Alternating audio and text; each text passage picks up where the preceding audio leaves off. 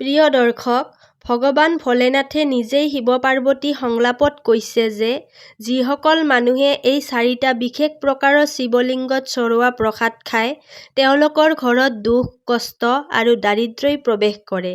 তেওঁলোকৰ জীৱনৰ সুখ আৰু শান্তি লাহে লাহে শেষ হৈ যায়। আৰু যিসকল মানুহে শিৱলিংগত চৰোৱা জল নিজেই পান কৰে, তেওঁলোকেও তাৰ গম্ভীৰ আৰু বিশেষ ফল ভোগ কৰিব লগা হয়। প্ৰিয় দৰ্শক, আজি আমি আপোনালোকক শুনাম এই দুৰ্লভ শিৱ পাৰ্বতী সংলাপ কথা। যদি আপুনি এই কথাখিনি শেষলৈকে মন দি শুনে, তেন্তে নিশ্চিতভাৱে আপুনি শিৱৰ কৃপাৰ সম্পূৰ্ণ ফল লাভ কৰিব। প্ৰিয় দৰ্শক, আপুনি পূজা কৰে যাতে পুণ্য লাভ হয়। কিন্তু কিছুমান সৰু সৰু ভুলৰ কাৰণে আমি অজানিতেই পুণ্যৰ ঠাইত পাপৰ ভাগীদাৰ হৈ পৰোঁ। সেইবাবে এই ভিডিঅ'টো মাজতে স্কিপ নকৰিব, শেষলৈকে চাব, কাৰণ তেতিয়াহে আপুনি ভগৱান শিৱৰ অপাৰ কৃপা আৰু আশীৰ্বাদ লাভ কৰিব। সেইবাবে এই কথাখিনি সম্পূৰ্ণকৈ শুনিব আৰু কমেণ্টত হৰ হৰ মহাদেৱ লিখি আপোনালোকৰ শ্ৰদ্ধা আৰু ভক্তি প্ৰকাশ কৰিব। এতিয়া আহক ভিডিঅ'ৰ মাজলৈ আগবাঢ়ো। প্ৰিয় দৰ্শক, এবাৰ ভগৱান ভোলেনাথে মাতা পাৰ্বতীৰ সৈতে পৃথিৱীলোকত ভ্ৰমণ কৰি আছিল, যাতে শিৱ পূজা কৰা ভক্তসকলৰ মনোকামনা পূৰ্ণ কৰিব পাৰে। তেতিয়া মাতা পাৰ্বতীয়ে অতি বিনম্ৰ স্বৰত কৈছিল, হে প্ৰভু, শিৱলিংগত চৰোৱা প্ৰসাদ খোৱা উচিত নে? দ্বিতীয় প্ৰশ্নটো সুধিলে, যিসকল মানুহে শিৱলিংগত চৰোৱা জল পান কৰে, তেওঁলোকে পুণ্য লাভ কৰে নে পাপ? আৰু তৃতীয় প্ৰশ্ন সুধিলে, শিৱলিংগৰ পূজা কৰা উচিত হয় নে নহয়? আৰু কোন ধৰণে চৰোৱা বেলপত্ৰ আপুনি গ্ৰহণ কৰে? হে দেৱাদিদেৱ, যদি আপোনাৰ মোৰ প্ৰতি স্নেহ আৰু মৰম আছে, তেন্তে মোৰ এই সকলো প্ৰশ্নৰ উত্তৰ দি কৃপা কৰক। মাতা পাৰ্বতীয়ে শাস্ত্ৰসন্মত আৰু ইমানেই সুন্দৰ প্ৰশ্ন কৰা শুনি ভগৱান শিৱই অতি আনন্দিত হৈ উঠিল। তেতিয়া ভগৱান শিৱই ক'লে, হে গৌৰী, আজি তুমি ভক্তসকলৰ কল্যাণৰ বাবে অতি মনোমোহা আৰু কল্যাণকাৰী প্ৰশ্ন উত্থাপন কৰিছা। এই কথা জানি যদি কোনো মানুহে এই বস্তুকেইবিধেৰে মোৰ পূজা কৰে, তেন্তে তেওঁক কেতিয়াও পাপ, তাপ, ৰোগ, দোষ বা দুখৰ সন্মুখীন হ'ব লগা নহয়। তেওঁৰ সকলো দুখ কষ্ট মই নিজেই হৰণ কৰোঁ। সেইবাবে হে দেৱী উমা, এই প্ৰশ্নসমূহৰ উত্তৰ দিবলৈ মই তোমাক এটা অতি প্ৰাচীন কথা শুনাম। তুমি মন দি এই কথাখিনি সম্পূৰ্ণকৈ শুনিবা, কাৰণ এই কথা কেৱল শুনিলেও মানুহৰ কল্যাণ হয়। এই কথা শুনাৰ ফল মোৰ জ্যোতিৰ্লিংগৰ দৰ্শন কৰাৰ সমান। ইয়াৰ দ্বাৰা মানুহৰ সকলো পাপ আৰু সংকট নাশ হয়। ইয়াৰ পিছত ভগৱান শিৱই কথাখিনি আৰম্ভ কৰিলে। পবিত্ৰ কৃষ্ণা নদীৰ পাৰত অৱস্থিত নন্দাপুৰ নামৰ এখন গাঁৱত ধনঞ্জয় নামৰ এজন ধৰ্মাত্মা আৰু ধনী লোকে বাস কৰিছিল। তেওঁৰ হৃদয় শিৱভক্তিৰে সম্পূৰ্ণৰূপে ভৰপূৰ আছিল। ধনঞ্জয়ৰ দৈনন্দিন জীৱন মহাদেৱৰ চৰণত অৰ্পণ কৰা প্ৰসাদ গ্ৰহণ কৰাৰ পিছতেই আৰম্ভ হৈছিল। তেওঁ নিতৌ নিজৰ ঘৰৰ মন্দিৰত প্ৰতিষ্ঠিত নৰ্মদেশ্বৰ শিৱলিংগৰ নিয়মিত পূজা কৰিছিল। শিৱলিংগত চৰোৱা ফল মিঠাই তেওঁ প্ৰসাদ হিচাপে গ্ৰহণ কৰিছিল আৰু সেয়েই তেওঁৰ জীৱনৰ সৰ্বশ্ৰেষ্ঠ ধৰ্ম আছিল।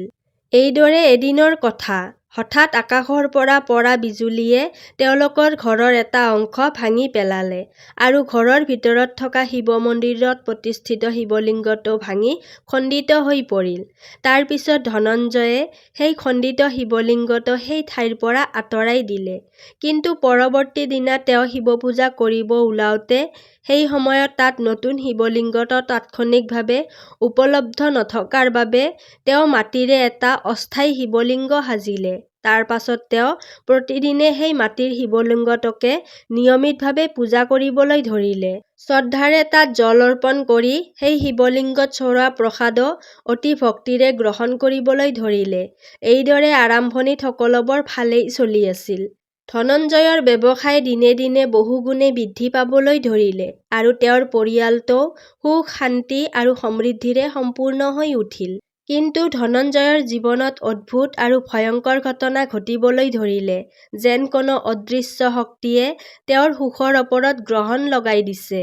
এদিন এজন দুষ্ট স্বভাৱৰ মানুহে ধনঞ্জয়ৰ দুৱাৰত অপবিত্ৰ বস্তু পেলাই গৈছিল আৰু কোনো দিন পচি যোৱা বস্তু শাক-পাচলি তেওঁলোকৰ ঘৰৰ আগত পেলাই থৈ গৈছিল, যাৰ ফলত ভয়ংকৰ দুৰ্গন্ধ বিয়পি পৰিছিল।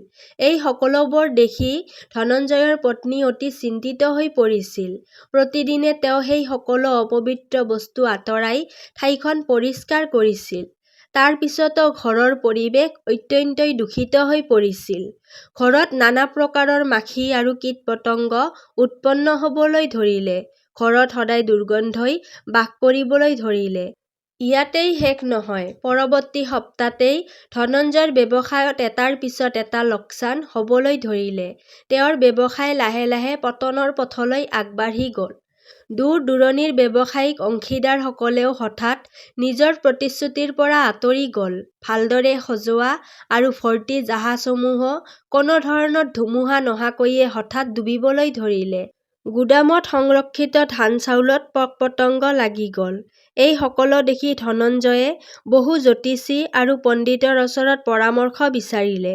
কিন্তু কোনো এজনেও এই আকস্মিক দুৰ্ঘটনাবোৰৰ সঠিক কাৰণ ক'ব নোৱাৰিলে।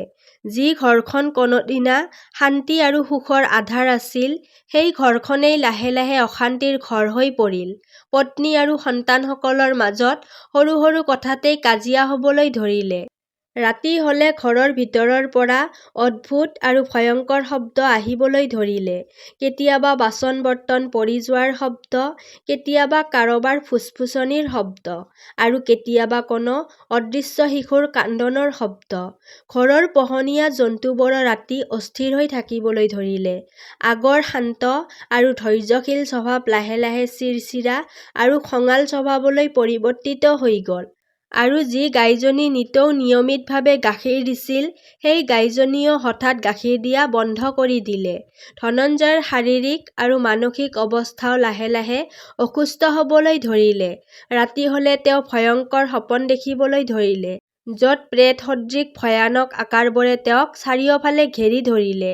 ৰাতিপুৱা উঠাৰ পিছত তেওঁ নিজকে অত্যন্তই ক্লান্ত অনুভৱ কৰিবলৈ ধৰিলে। তেওঁৰ শৰীৰত কোনো স্পষ্ট কাৰণ নথকাৰ পাছতো বিভিন্ন ঠাইত বিষৰ সন্মুখীন হ'বলগীয়া হ'ল। ভোক আৰু পিয়াও কমি আহিল। তেওঁৰ আগৰ তেজস্বী আৰু দীপ্তিময় মুখখন নিস্তেজ আৰু ম্লান হৈ পৰিল। কেতিয়াবা তেওঁৰ এনে অনুভৱ হৈছিল যেন তেওঁৰ পূজা গ্ৰহণ কৰা হোৱা নাই। জ্বলাই থোৱা চাকি বাৰে বাৰে নুমাই গৈছিল, আৰু ধূপ-ধূনাৰ পৰা উঠা সুগন্ধি ধোঁৱা হঠাৎ অন্তৰ্হিত হৈ গৈছিল। এই সকলো ঘটনাই ধনঞ্জয়ৰ মন অত্যন্তই ব্যাকুল আৰু অস্থিৰ কৰি তুলিছিল। ধনঞ্জয়ে মহাদেৱৰ ওচৰত অগণন প্ৰাৰ্থনা কৰিলে, বহু উপবাস পালন কৰিলে, দান-পুণ্যও কৰিলে, কিন্তু ইমান সকলো কৰাৰ পাছতো তেওঁলোকৰ অৱস্থাত অলপো উন্নতি নহ'ল। ধনঞ্জয় চিন্তা কৰিবলৈ ধৰিলে, তেওঁৰ ভক্তিত কিবা কমি ৰৈ গৈছে নেকি? মহাদেৱে তেওঁৰ আহ্বান সঁচাকৈয়ে শুনি আছেনে নাই? নিজৰ এই দুৰৱস্থাৰ কাৰণ ভাবি তেওঁ গভীৰ সন্দেহত পৰি আছিল। ঠিক সেই সময়তে এদিন তেওঁৰ ঘৰত অতি তেজস্বী এজন ব্ৰাহ্মণৰ আগমন হ'ল। তেওঁৰ নাম আছিল বিদ্বান ভদ্ৰায়ু। তেওঁৰ বেদ আৰু পুৰাণৰ গভীৰ জ্ঞান আছিল। তেওঁৰ মুখমণ্ডলত এটা অলৌকিক তেজ বিচ্ছুৰিত হৈছিল। বিদ্বান ভদ্ৰায়ুৱে ধনঞ্জয়ৰ মুখত দেখা দিয়া গভীৰ চিন্তাৰ ছাঁ তৎক্ষণাৎ বুজি পালে। তেওঁ ধীৰ স্বৰত ধনঞ্জয়ক তেওঁৰ দুখ-কষ্টৰ কাৰণ সুধিলে। তেতিয়া ধনঞ্জয়ে এটা এটাকৈ ঘটিত সকলো ঘটনাৰ বৰ্ণনা কৰিলে। নিজৰ ভক্তি, নিতৌ শিৱ পূজা আৰু নিয়মিতভাৱে প্ৰসাদ গ্ৰহণ কৰাৰ কথাও তেওঁ স্পষ্টকৈ জনালে। বিদ্বান ভদ্ৰায়ুৱে অতি শান্তভাৱে সকলো কথা মন দি শুনিলে। তাৰ পিছত তেওঁৰ মুখত এটা সৰু হাঁহি ফুটিল, যেন তেওঁ এই ৰহস্যৰ মূল কাৰণ বুজি পাইছে। তেওঁ ক'লে, হে ধনঞ্জয়, আপোনাৰ ভক্তিত অলপো কমি নাই, কিন্তু আপোনাৰ অজ্ঞানতাইহে আপোনাক এই বিপদত পেলাইছে। এই সকলো ঘটনা হৈছে ভূত-প্ৰেতৰ ৰজা চণ্ডেশ্বৰৰ গোপন প্ৰভাৱত। মাটিৰ শিৱলিংগত চৰোৱা প্ৰসাদ গ্ৰহণ কৰাৰ ফলতেই এই সকলো অমংগলৰ শক্তিসমূহে আপোনাৰ ওপৰত প্ৰভাৱ বিস্তাৰ কৰিছে। শাস্ত্ৰসমূহৰ মতে মহাদেৱৰ প্ৰতীক শিৱলিংগত চৰোৱা প্ৰসাদ খোৱা সাধাৰণতে নিষিদ্ধ বুলি ধৰা হয়। ইয়াৰ আঁৰত এই বিশ্বাস আছে যে ভগৱান শিৱৰ মুখৰ পৰা চণ্ডেশ্বৰ নামৰ এজন গণ উদ্ভৱ হৈছিল। চণ্ডেশ্বৰ হৈছে ভূত-প্ৰেতসকলৰ প্ৰধান ৰজা। শিৱলিংগত চৰোৱা প্ৰসাদ চণ্ডেশ্বৰ গণৰ অংশ বুলি ধৰা হয়। অৰ্থাৎ চণ্ডেশ্বৰৰ অংশস্বৰূপ প্ৰসাদ গ্ৰহণ কৰা মানে ভূত-প্ৰেতৰ অংশ গ্ৰহণ কৰা বুলি বিশ্বাস কৰা হয়। সেইবাবেই কোৱা হয় যে শিৱলিংগত চৰোৱা প্ৰসাদ গ্ৰহণ কৰা উচিত নহয়। কিন্তু ইয়াত এটা অতি গুৰুত্বপূৰ্ণ সত্যও আছে। শিৱ মহাপুৰাণৰ ২২ নম্বৰ অধ্যায়ত সূতজীয়ে কৈছে যে শিৱলিংগত চৰোৱা প্ৰসাদ কেৱল দৰ্শন কৰিলেই মানুহৰ সকলো পাপ নাশ হয় আৰু যিজনে এই প্ৰসাদ গ্ৰহণ কৰে তেওঁ ১০ গুণ অধিক ফল লাভ কৰে। ইয়াৰ উপৰিও শিৱ মহাপুৰাণৰ বিদ্বেশ্বৰ সংহিতাৰ ২২ নম্বৰ অধ্যায়ত স্পষ্টকৈ কোৱা হৈছে যে শিৱলিংগত চৰোৱা প্ৰসাদ গ্ৰহণ কৰিব লাগে নে নালাগে। এই কথাটো নিৰ্ভৰ কৰে শিৱলিংগটো কোনটো ধাতু বা কোনটো পদাৰ্থৰে নিৰ্মিত কৰা হৈছে তাৰ ওপৰত। যিসকল লোকে শিৱ দীক্ষা গ্ৰহণ কৰা নাই তেওঁলোকে সকলো ধৰণৰ শিৱলিংগত চৰোৱা প্ৰসাদ গ্ৰহণ কৰিব নোৱাৰে। আৰু চণ্ডেশ্বৰ সম্পৰ্কে ক'বলৈ গ'লে সকলো শিৱলিংগত চৰোৱা প্ৰসাদ চণ্ডেশ্বৰৰ অংশ বুলি ভবাটো সঠিক নহয়। যি শিৱলিংগসমূহ সাধাৰণ শিল, মাটি বা চীনামাটিৰে নিৰ্মিত কেৱল সেই ধৰণৰ শিৱলিংগত চৰোৱা প্ৰসাদ একেবাৰেই খোৱা উচিত নহয়। এই ধৰণৰ শিৱলিংগত চৰোৱা প্ৰসাদ কোনো পবিত্ৰ নদী বা জলাশয়ত প্ৰবাহিত কৰি দিব লাগে।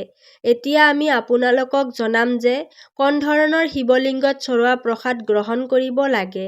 ধাতুৰে নিৰ্মিত শিৱলিংগত চৰোৱা প্ৰসাদ মহাদেৱৰ অংশ বুলি ধৰা হয়। ইয়াৰ উপৰিও জ্যোতিৰ্লিংগ, সিদ্ধলিংগ, নৰ্মদেশ্বৰ লিংগ এই সকলো শিৱলিংগ যিবোৰ শাস্ত্ৰীয় বিধি-বিধান অনুসাৰে প্ৰতিষ্ঠা কৰা হৈছে আৰু যাৰ প্ৰাণ প্ৰতিষ্ঠা সম্পন্ন হৈছে সেইবোৰ শিৱলিংগত চৰোৱা প্ৰসাদ আপুনি কোনো সন্দেহ নোহোৱাকৈ গ্ৰহণ কৰিব পাৰে। ইয়াত কোনো ধৰণৰ দোষ নাথাকে। আৰু যি ঠাইত শিৱলিংগৰ সৈতে শালিগ্ৰাম অৱস্থিত থাকে সেই ঠাইত চৰোৱা প্ৰসাদ খোৱাটো একেবাৰেই দোষমুক্ত বুলি শাস্ত্ৰত উল্লেখ আছে। শাস্ত্ৰত কোৱা হৈছে যে যদি শিৱলিংগৰ সৈতে শালিগ্ৰাম অৱস্থিত থাকে তেন্তে সকলো দোষ নাশ হয়। সেইবাবে শালিগ্ৰামজীৰ সৈতে শিৱলিংগৰ পূজা কৰি প্ৰসাদ গ্ৰহণ কৰা উচিত। ইয়াৰ ফলত কোনো ধৰণৰ অমংগল নহয়। ইয়াৰ লগতে শিৱ মূৰ্তিৰ বিষয়ে ক'বলৈ গ'লে শিৱ মূৰ্তিত চৰোৱা প্ৰসাদ বা শিৱজীৰ ছবিত চৰোৱা প্ৰসাদ গ্ৰহণ কৰাত একো অসুবিধা নাই। শিৱ মূৰ্তিত চৰোৱা প্ৰসাদ খোৱাৰ ফলত কোনো পাপ বা দোষ নালাগে। বৰং ইয়াৰ দ্বাৰাই ভগৱান শিৱৰ বিশেষ কৃপা লাভ হয়। ইয়াৰ পিছত বিদ্বান ভদ্ৰায়ুৱে ধনঞ্জয়ক ক'লে, হে ধনঞ্জয়, এতিয়া মই আপোনাক এই সমস্যাৰ নিবাৰণো ক'ম। আজিৰ পৰা আপুনি মাটিৰ শিৱলিংগত চৰোৱা প্ৰসাদ গ্ৰহণ কৰা বন্ধ কৰক। সেই প্ৰসাদ কোনো পবিত্ৰ নদী বা জলাশয়ত প্ৰবাহিত কৰি দিয়ক। আপোনাৰ ঘৰত এটা ধাতুৰ শিৱলিংগ শাস্ত্ৰীয় বিধি অনুসাৰে প্ৰতিষ্ঠা কৰক। আৰু যি নৰ্মদেশ্বৰ শিৱলিংগটো আপুনি আগতেই আঁতৰাইছিল তাক পুনৰ সঠিক বিধিত প্ৰতিষ্ঠা কৰক। ইয়াৰ ওপৰত চৰোৱা প্ৰসাদহে আপুনি গ্ৰহণ কৰিব। এইদৰে কৰিলে আপোনাৰ সকলো দুখ কষ্ট লাহে লাহে শেষ হৈ যাব। প্ৰিয় দৰ্শক, আজিৰ ভিডিঅ'টো ইমানেই আছিল। যদি ভিডিঅ'টো ভাল লাগিছে ভিডিঅ'টিত এটা লাইক কৰিব আৰু লগতে চেনেলটো ছাবস্ক্ৰাইব কৰিবলৈ নাপাহৰিব। তেতিয়াহ'লে আজিলৈ ইয়াতে সামৰিছোঁ। কাইলৈ পুনৰ লগ পাম আন এটি ভিডিঅ'ৰ সৈতে। ধন্যবাদ।